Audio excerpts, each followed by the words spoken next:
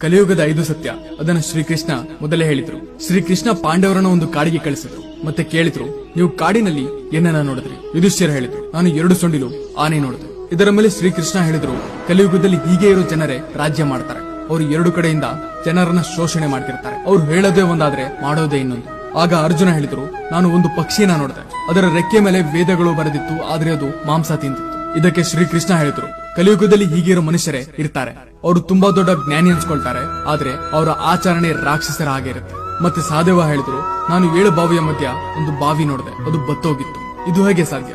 ಆಗ ಶ್ರೀಕೃಷ್ಣ ಹೇಳಿದ್ರು, ಕಲಿಯುಗದಲ್ಲಿ ಹೀಗೆ ಆಗುತ್ತೆ. ಜನರು ಬೇಡದೇ ಇರುವ ವಸ್ತುಗಳ ಮೇಲೆ ದುಡ್ಡನ್ನ ಹಾಳು ಮಾಡ್ತಾರೆ, ಆದ್ರೆ ಅವರು ನೋಡುದು ಸಹ ಇಲ್ಲ. ಅಕ್ಕಪಕ್ಕದಲ್ಲಿ ಯಾರಾದ್ರೂ ಹಸಿವಿನಿಂದ ಸಾಯ್ತಾ ಇದ್ರು. ಆಗ ನಕುಲ ಹೇಳಿದ್ರು, ಹೇ ಕೃಷ್ಣ, ನಾನು ನೋಡದೆ ಒಂದು ಬಂಡೆ ಬೆಟ್ಟದಿಂದ ಬಿದ್ದು ಎಲ್ಲಾ ಮರಗಳನ್ನ ಹಾಳು ಮಾಡ್ತಾ ಇತ್ತು, ಆದ್ರೆ ಒಂದು ಸಣ್ಣ ಗಿಡದ ಸ್ಪರ್ಶದಿಂದ ಅದು ನಿಂತು ಹೋಗುತ್ತೆ. ಶ್ರೀಕೃಷ್ಣ ಅವರಿಗೆ ಹೇಳ್ತಾರೆ, ಕಲಿಯುಗದಲ್ಲಿ ಜನರ ಜೀವನ ಪತನವಾಗುತ್ತೆ. ಆಗ ಹರಿನಾಮದ ಒಂದು ಸಣ್ಣ ಶಬ್ದ ಆ ಪತನವನ್ನ ನಿಲ್ಲಿಸುತ್ತೆ. ನೀವು ಇದರಲ್ಲಿ ಯಾವುದನ್ನ ಅನುಭವಿಸಿದ್ದೀರಾ? ಕಮೆಂಟ್ ಮಾಡಿ. ಜೈ ಶ್ರೀಕೃಷ್ಣ.